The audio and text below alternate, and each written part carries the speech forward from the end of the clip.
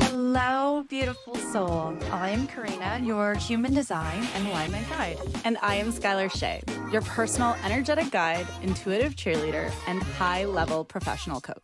And welcome to Raise Your Freak. We created this podcast because we are driven to live to our fullest potential and want to share our experiences and obsessions with the frequency-curious individuals out there. We go live every Friday at 11:11 a.m. Eastern Standard Time on Zoom, so you can be part of the conversation. I'm so excited about all of this because I love podcasts, but I always find myself wanting to ask questions. By offering you the opportunity to join us live, this means you can ask your questions in real time. Each week, you can expect various conversations regarding all things human frequency, as well as support to help you integrate. We understand the importance of tending to your frequency and engaging in topics as it helps you along your path to expansion and alignment. Our goal is to help you feel a part of a community as you navigate your journey through this lifetime. We look forward to connecting with you every week live at our Zoom headquarters, on YouTube, or wherever you listen to podcasts. I think we covered everything, Skylar. I think so too. Okay, let's dive in. Happy Friday. Happy Friday. How My are new you? favorite best day. I know. I'm always look so forward to Fridays. I love Fridays too because one of my routines is so we do our podcast and then afterwards I do laundry, I clean. So I live in a tiny home. That's where we're at right now. I live in a little sea can and I clean the sea can. And then like when it's all done, like then we have date night. So Fridays are super, super ritualistic for me and very like nourishing to my soul. And how on theme for the topic of the day. I just did that by chance. All things rituals. All things Cannot wait. rituals. Yeah. So we wanted to start this conversation by really talking about what's the difference between a ritual and almost like a habit. So like drinking coffee in the morning, having a glass of wine at the end of the day, or a joint, or whatever people fancy. It's like, yeah, these can be really habitual things, or we can make these more ritualistic things that when something is done with intention, that's really where the ritual comes in. So the intention, what is the intention for you? Why are you doing this thing right now? How does it support you? Are you taking time to drink your coffee and sit with yourself and percolate on how you want your day to look? With the glass of wine at the end of the day, are you using it as a space to allow for a nice exhale to occur, a nice moment to reflect on the rest of the day? And if it's not a glass of wine, maybe it's a tea, maybe it's like, it doesn't have to be something that is being consumed that has stimulants or anything in it, but it's more just the point of slowing down and creating intention so that we are tending to our frequency. And that's what we are going to dive into today. I love it. That's so good. I feel like that's definitely a topic that I really want to discuss sometime down the road, is the idea of intention, especially when it comes to things that we consume, whether it be food, alcohol, news, movies, books. I think that's definitely a very important topic to talk about because so often we villainize things. Instead of actually saying, wait, what's my relationship with this? But we're going to put a pin in it. Yeah, we're going to have to circle back to that one because I think that's a really important conversation to have because it's very frequency related. So let's start by talking about maybe a ritual that we do on a daily basis to help support our frequencies, to help balance us.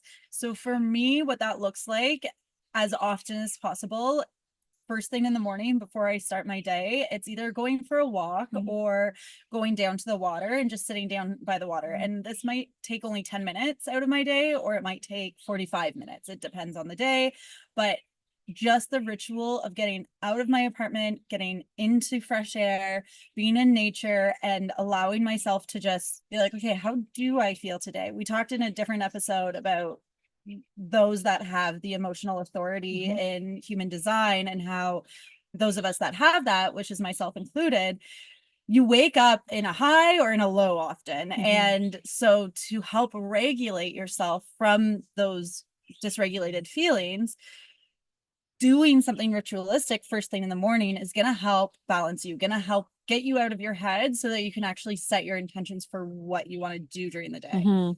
And again, like I want to make the point for myself that it doesn't take long. Like it's not something that, like, I know people with like their morning rituals or morning intentions, like Mhm. they're getting up an hour before their kids, or they're getting up, like it can be as simple as like that smell of the coffee in the morning and pouring that coffee. Mhm. And as you're pouring that coffee, you're placing an intention for yourself, or lying in bed and before actually moving, you're just thinking, what intention do I want to set for the day? This doesn't have to be really time consuming things that we bring in. It's just something that we're doing on a more regular basis to help bring stability into our life. Mhm. Yeah, that's really good. There's a few things that I like to do. It's interesting because I have the channel, the 515 channel, which is all about routines, rituals, and extremes. So I find that my routine or my ritual really switches up depending on the season. So sometimes it looks like every morning I have a lemon water. Every single morning, no matter what, it feels so nourishing to my body. It's the first thing that I ingest, and it feels so like it's become my soul drink. Oh, I love that. Yeah, and it's like, no, it's because for me, having straight water first thing in the morning, I don't know, you have like morning breath, but you have that water or that lemon in it, it helps like move things. It's a good like detoxifier. And so it's really become a part of my, it's like for my soul now, not Yeah. just for, I mean, your body is your soul, like it's an expression of your soul. But But it's feeding your subtle energy. That's Totally. what it's doing. Yeah. It's feeding not just the physical body, not just Mhm. the mind. It's feeding the subtle energy that then feeds everything Yeah, else. yeah. And then, in the cooler months, I always like to get up and we are heated by wood. So we're constantly having to stoke the fire. So Andre, my partner, usually has to get up a couple of times in the night to stoke the fire, whereas I will get up in the morning and I would always stoke the fire, get nice and warm, and then I would sit and meditate in front of the fire, which was honestly, it was so beautiful, so amazing. But now that the weather is warmer, we don't have that fire. So I like to get up and go for my morning run. My runs are super meditative. And again, being a generator, it's a great way. Like I get up in the morning and I'm ready to go. I'm like, my day starts, I've got things to do, and I have the most energy in the morning. And by 5 o'clock, it's literally like my body's like, okay, we're done for the day. So I like to really get my morning started by doing something physical that really feels good for my body. That's another one that I really like to do. And then my coffee. My coffee is incredibly meditative. I do the pour over coffee and I froth our milk. So it's this deeply beautiful practice and it takes time. So it's not an automatic thing. We got to heat the water, got to do you got to let it bloom, do the pour over. So the whole process of making the coffee alone is a 15-minute process, which for some people, they're like, nope, I don't have time for that type of thing. But for me, it keeps me in the present moment. And I have a lot of gratitude during that time. I have gratitude throughout the day, but it's a big time in my morning where I feel so abundantly grateful that I'm not rushing to get to work, that I have the ability to take that time to make the coffee is really, yeah, it's really nice. When I was hearing you talk, and especially about like going for the run in the morning, and you have like the energy in the morning, but by 5 o'clock you don't. Just want to remind people, find the routine, find the ritual that works for you, because all of our energies are so different. For me, I actually have more energy later in the day than in the morning. As a projector, it's like the mornings are sometimes a bit rough for me. It's like, oh, okay, like I need to be around people to stimulate my energy, or I need to get outside into nature to help stimulate my energy. So going for a run, sometimes depending on the day, depending on the hormone cycle as well, can be beneficial to me, but there's certain times that it wouldn't be beneficial at all. And so like a slower walk is better for me. And regardless, even if you're not adding a morning ritual in, I just at some point, what are you doing to check in with yourself, to acknowledge yourself, to ask like, oh, what are my needs right now? Yeah. What is my body speaking to me? What is being shared with me? And by adding in ritual, this supports us in doing so. Yeah. Do you have any rituals that you do right before you're meeting with clients? Yes. So I teach this in my Reiki level 2 training, but a couple things that I do in order to sort of balance or settle my energy in order to be of highest service to my clients, because like practitioners are humans too. There will be times for any practitioner that there's going to be something personal that's happening to you right before a client walks in. And that if that's the case, sometimes people get, oh, especially when it comes to energy work, it's like, oh my God, how do I restore my energy fast enough in order to make sure that my negative energy is not going to be like flowing into the other person or whatever that may be. So one of the things that I do that I teach in my Reiki level 2 is called the Gasho prayer meditation. And so it's just putting your hands in the prayer position, and our palms have energy in them, whether you're attuned to Reiki or not. And what you do when you're bringing your hands into this position, you're focusing on the 2 middle fingers, or if that doesn't feel good to focus on, just focus on something within your hands that is your drishti point. That's your focus point. And just breathing and focusing on that space, and maybe even focusing on energy moving into your palms while I'm also focusing on being grounded. So generally my feet, if I'm not standing, my feet will be on the ground as I do that. And it's actually like the reason why this prayer position was created as a position to begin with is because it is a position that helps to circulate the movement of energy within our body. So it actually does help to create a calm within our body, within our nervous system. So there's a lot more to it than just simply like being a prayer position, and there's a reason behind it being this prayer position. It actually helps us to ground and release overthinking. So that's what I do. That's one of the things I do. Generally as well, lighting a candle, or even making sure I have candles that, so there's this one company that I buy candles from, and they actually put crystals into the candles. And so I buy the one that has tourmaline in it, which is like pulling out negative energy. And then I'll make sure that there's some crystals around in my space too. So basically that candle helps to pull away negative energy. And if you open a window as well, that can be helpful too, if you have the availability for that. So for me, those 3 things are the most important rituals for myself. Other than that, like I know of other practitioners with energy work that do a lot more to balance their energy daily. And it really just, it depends on the person, and it depends on what you need. And for me, those are just the go-tos that I need. And then if I need a little bit extra, getting outside, getting into nature beforehand, and trusting that whatever's going to come through for the client is of highest service. So like allowing myself to step out of my ego, step out of my way, and just allow myself to be a conduit for whatever they need. And every time, whatever is going on in my head, whatever's going on in my energy, as soon as that client comes, it's removed. It might come back afterwards, but it's removed for that time. And those rituals really help to just remind my body of what I'm about to do and help me get into that regulated state that I need to be in. That's beautiful. I love that. I do a lot of the same. For me, I always sit, whether it's 5 minutes or 10 minutes, I'll do some sort of I sit to center myself in some form of meditation. And then I say, please use me as a channel. So being a human design guide, a lot of the information that I'm sharing is information that I've learned. But then there's something that I've been really playing with, and especially getting my Reiki masteries, becoming more of a channel. So when I talk about examples, or if I'm trying to find the right words, how am I trying to express what I'm trying to say? For myself, I find that can be a big struggle for myself. So I always connect in with the universe and I say, please use me as an open channel and please help guide me so that way I can express in a way that lands and resonates. I also have some form of selenite that I'll always have with me. Same thing. I like the candle as well.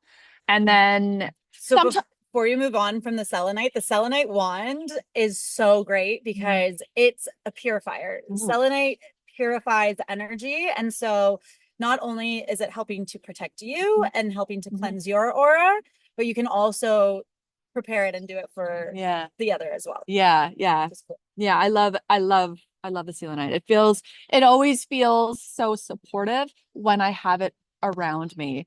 So that's just what I have now. And then another thing that I want to touch briefly on is my ritual of gratitude. So whenever I get a client or whatever, I get a new follow on my social media, I always say thank you. I always give gratitude for it. And it's just simple, but it's intentional. It's whether my hands are on my heart or whatever the case may be. And I close my eyes and I say, thank you. Thank you more, please. Like that's so, because every time I get a new client or every time I get a new follow, I'm very humbled by that, because being an entrepreneur, that is my business. My business is to bring people in. My business is to support people. So by people choosing me, I want that there's that energetic exchange. So having that gratitude practice is also a big part of my life. And gratitude, maybe this will be another conversation altogether, but gratitude over other words, it's a more high vibrational frequency. And so that's why people have attached this concept of like a gratitude practice versus a thank you practice, like using a different word, because the actual vibrational frequency of the word gratitude gives something, it brings something in. And so that's just a bit of a side note, but yeah, being intentional of giving gratitude to the good things that are coming into our lives is also a way to support those good things to continue to come through. I was having a conversation with someone the other day who's had a lot go on in her life in the last few years and a lot of negative stuff. And one of her biggest affirmations that she says most frequently is, God always shits in my corner. So like, if that's what you're constantly putting out there, that's what you constantly are seeing. That's what you're constantly bringing that vibration to you.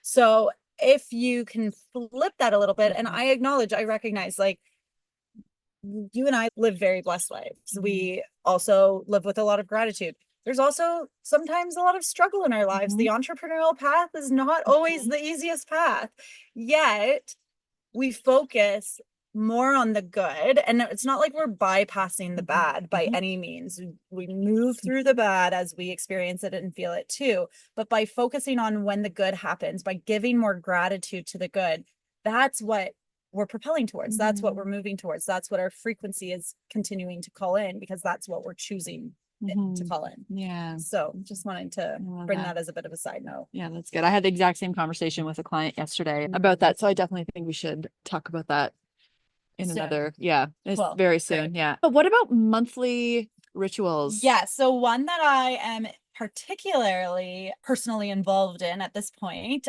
are moon rituals. So there are many phases to the moon. However, biggest ones usually on a monthly basis that would impact us on a more energetic level are the full moon and the new moon. And the new moon is about planting seeds of intention for the month to come, or for the next 6 months to come. The moon kind of circulates or cycles in a 6-month period. So the new moon of this month, for instance, the Gemini new moon this month will correlate with the Gemini full moon, which happens in 6 months. So whatever seeds, so the new moon did just happen in Gemini, if you're watching this sort of in live time. So that was yesterday.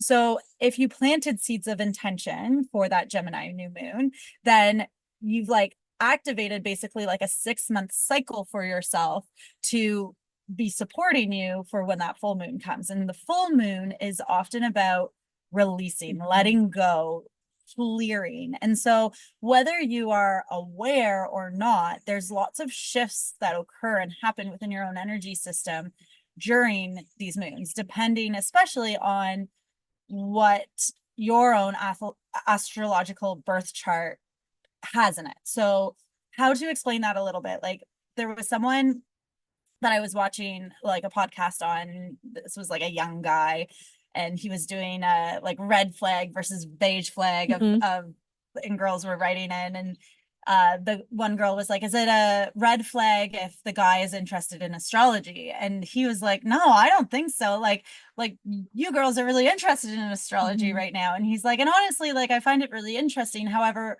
I do find it strange that like something that can apply to me can also apply to someone that isn't a Leo sun. And why that happens, why that occurs, is because there is so much more in our chart than just our sun sign. And so if, for instance, yeah, maybe you don't have your sun sign in Leo, but if you have your rising sign in Leo or you have your moon sign in Leo, then that Leo horoscope could be really resonating for you. So that's why astrology works in that way, side tangent. But to that point, even though, let's say this month it was a new moon in Gemini, let's say you don't have your sun sign in Gemini, yet you have many other aspects of your chart in Gemini, likely then you will be impacted by that Gemini new moon in one way or another. So what I like to do for the new moon is, well, there's a whole session that I offer. It's an in-person session where it's restorative yoga and journal prompts and energy healing to really help you regulate and balance into the goals and the high expressions of the new moon. What I can take away from that and offer to anyone to do a little bit more of is consider what intentions you want to set for yourself. Consider maybe the things that you haven't been feeling as much of that you want to be feeling more of. That's a really good way to set an intention. I think people get lost or confused about setting an intention. And so what I'll say around some of the best ways to set an intention to support our vibrational frequency, which then will ripple effect and support everything else, is focus on an emotion or focus on a feeling. So like, even if it's just like, I haven't been experiencing a ton of joy lately, I'd love to have more joy and more play in my life. Well, that's your intention, joy and play, joy and play. And so that's the seed that you can potentially set for yourself. So for me, new moons is making sure that I'm planting seeds of intention for where I want the month to go, the next couple months to go. And then the full moon focusing on clearing, releasing. So doing things like going into a bath and having a bath and letting the bath at the end, like staying in the bath and pulling the plug and actually waiting to get out of the bath until the water is completely empty. Because the concept or idea of that is that the water is also washing away the negative energy or the energy that's ready to release itself. So while you're sitting and you're waiting in the bath, you're allowing for that intention of all that energy to move out with the water too. So that's a good full moon ritual that I like doing, or even just like shaking, like moving, clearing, getting my crystals into my window ledge to make sure that the moonlight is impacting them to help clear them and to help balance them. So those are my monthly rituals that I make sure that I am doing, because there's so much intention behind, and then you have the cosmos helping to support and activate you too. I think, and to circle back to what we talked about at the beginning, it's all about intention. So what works for some person might not necessarily work for you. You know, I like to go for runs in the morning, but you might not. That's totally okay. It's all about the intention behind it. What feels good for you? If you like crystals, amazing. If you like tarot pulling, amazing. Like do the things that feel nourishing for you. I feel like that is really the energy behind what a ritual is. Don't do it to say, I'm doing a ritual. Do it because you feel very empowered and you feel very good about what you're taking time to do. Yeah, it's funny because I think a lot of us think of adding something into the day that is going to be supportive for us, that we make it more of a chore than something that we're doing for self-care, something that we're doing out of love for ourselves.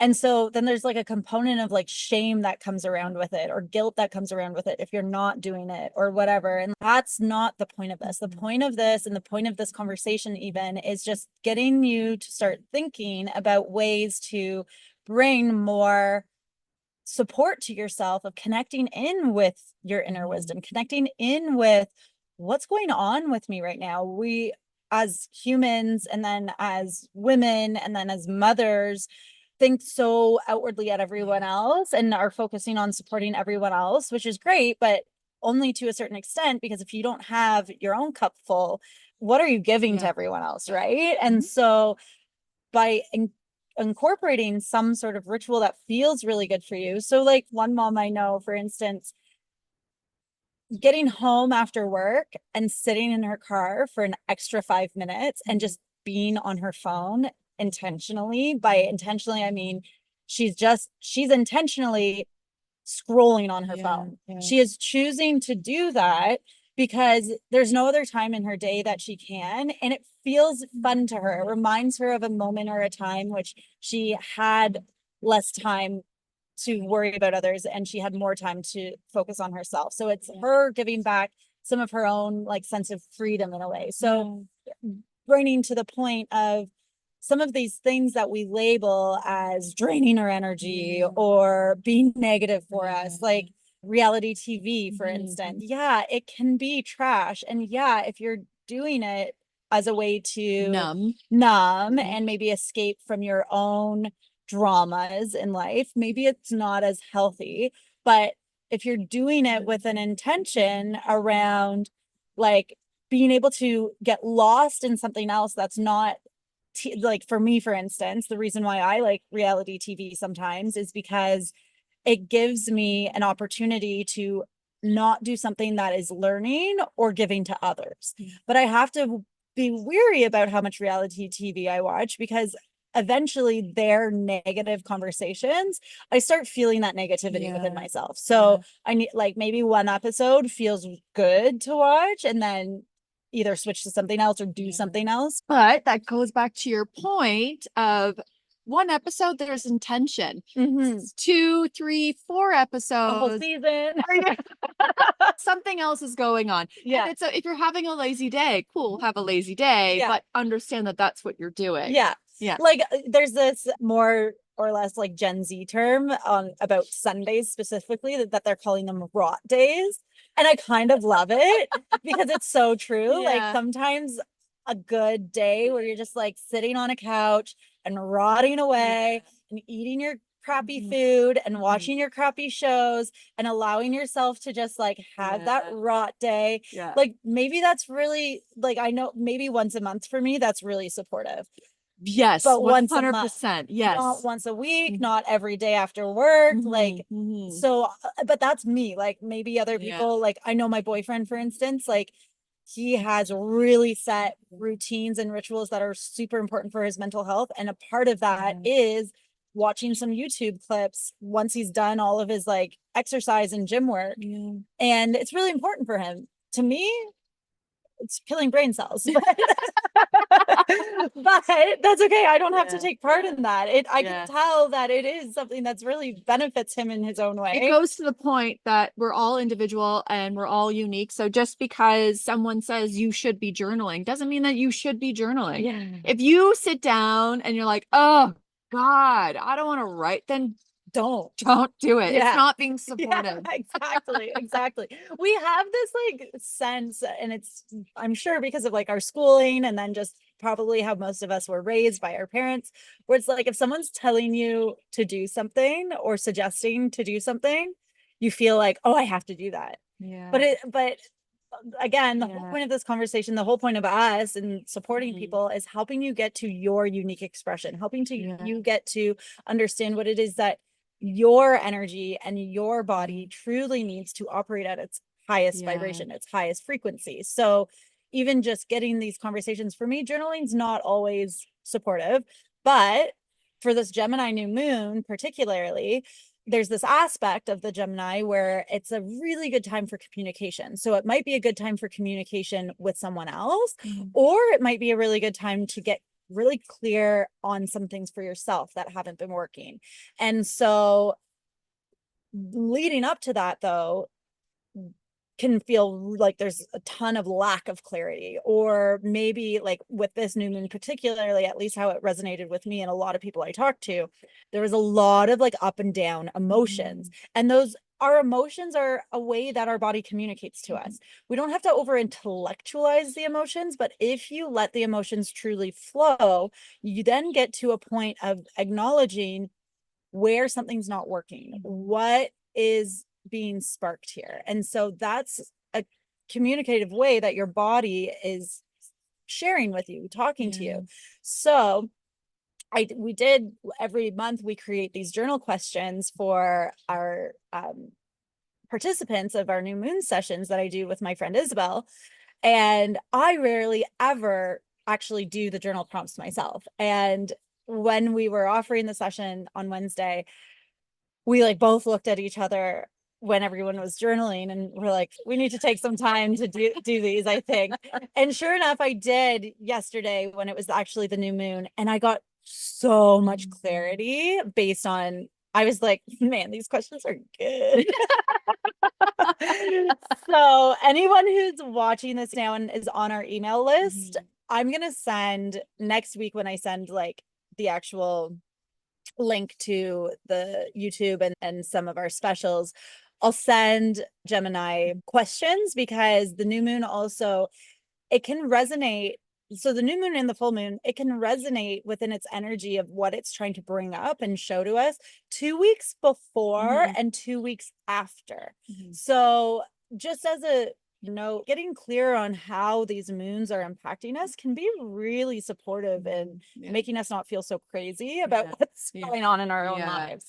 Yeah. And it's not like, oh, the new moon was yesterday and then that's it. Life energy flows, right? And it flows into one, into another, into another, into another. So you do feel the effects, and they're kind of like these flows, these rise and falls of this energy. So it's not just, oh, okay, I missed the new moon and I missed the prompts, and now there's something I can do. No, you can still call in new. You can still plant those seeds. You can do that today. You can do that tomorrow. Like it's, and likely as the new moon approaches, and I've been noticing this because I've been engaged with this ritual for a few years now, your energy starts shifting in ways that is communicating with you what seeds you want to plant. So it is the idea of acknowledging what's not working, but focusing on what you want, focusing on planting seeds for what is working. And another little tangent about that and about manifesting our desires,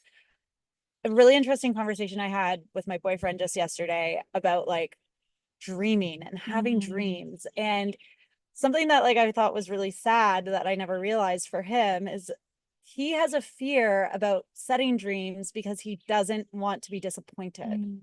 And what I have to say to that, if others feel that way, is that planting seeds of intention for our dreams, for our forward thinking, allows for movement to start occurring, allows us to start becoming co-creators of the universe. We set the intention, we start getting ideas, downloads, concepts coming through of how to take action. There might be fear that comes along with that. There might be this sense of the overthinking ego that's like, oh, that's not logical, that doesn't feel safe. But if you can allow yourself to distract yourself from those more negative vibrations, those negative vibrations are simply just because you haven't done it before, because your path is unclear. And so there is a sense of lack of safety. But just under those more negative vibrations is the love and the truth. And it's the love and the truth that is trying to come through to share those inspired actions with you.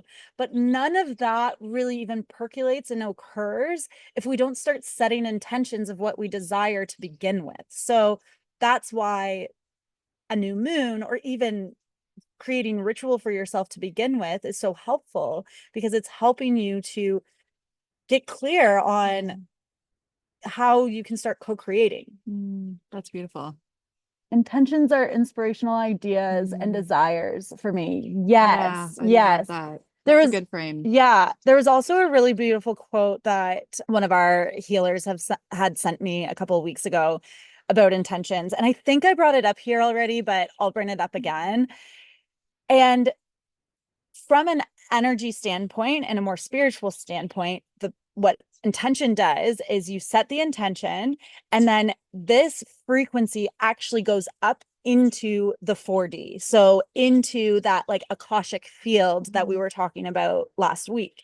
And when it goes up there, then it starts taking energetic form. And that's why then random downloads start coming through, random synchronicities can start happening. But those things don't just happen if we don't take the action first to set that intention. I thought that visualization was really cool. Yeah, that's brilliant. I love that. Oh my gosh, where did I know. Speaking of Akashic, should we Yes, let's pull a card? So we're going to do this at the end of every episode now because it's just way too cool not to. Yeah.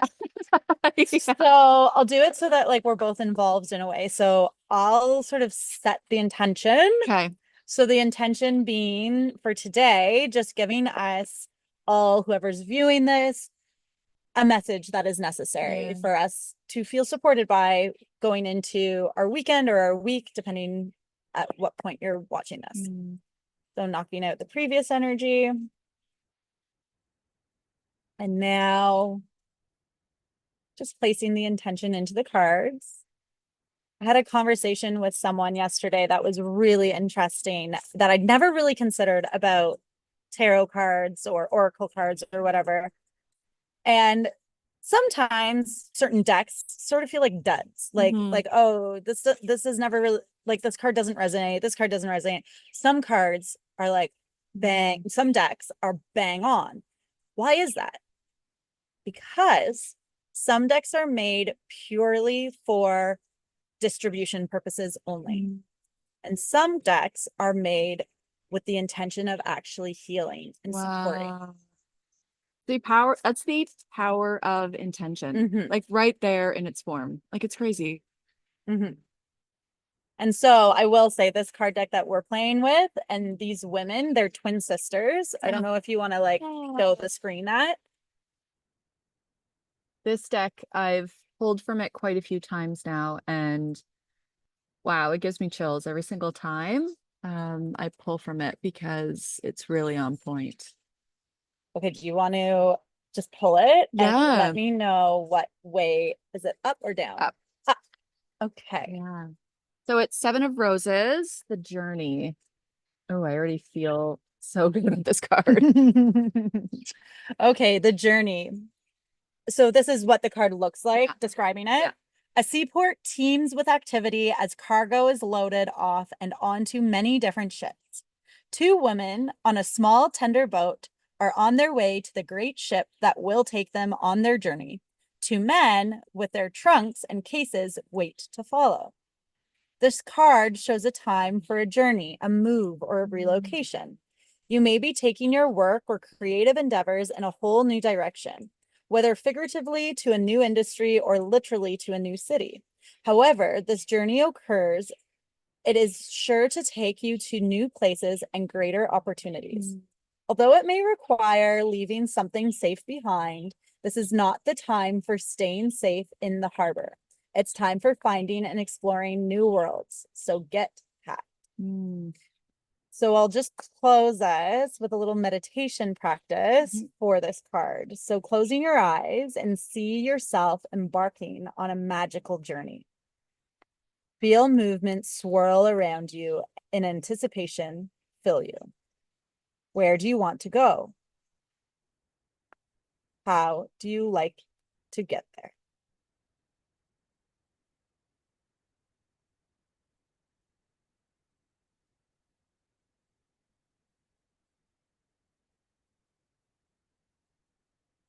Received.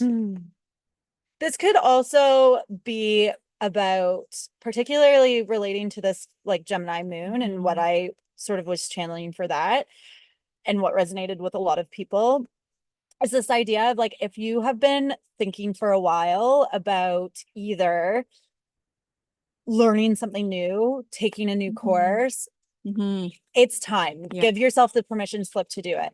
If you are someone that has a lot of knowledge, but hasn't actually been using that knowledge for exchange or to be sharing with others, it actually might be more like it's your time to actually step up into that leadership and that teaching role. So this card can also really resonate with that perspective of maybe not figuratively you're like packing and moving and leaving, but maybe you're stepping into a new version of yourself and you're leaving behind an older version of yourself where you're able to step into learning something new that potentially could really change some things for you. This is my new favorite ritual. I'm a twin too. Yay! I love it. Yeah, this definitely feels good to end off our podcast with a card pull. I love card pulls so much. I think they're very supportive. And yeah. Yeah. I'm glad that lands. I'm glad that resonates. Okay. Thank you so much, everyone. Thank you. We'll see you next Friday.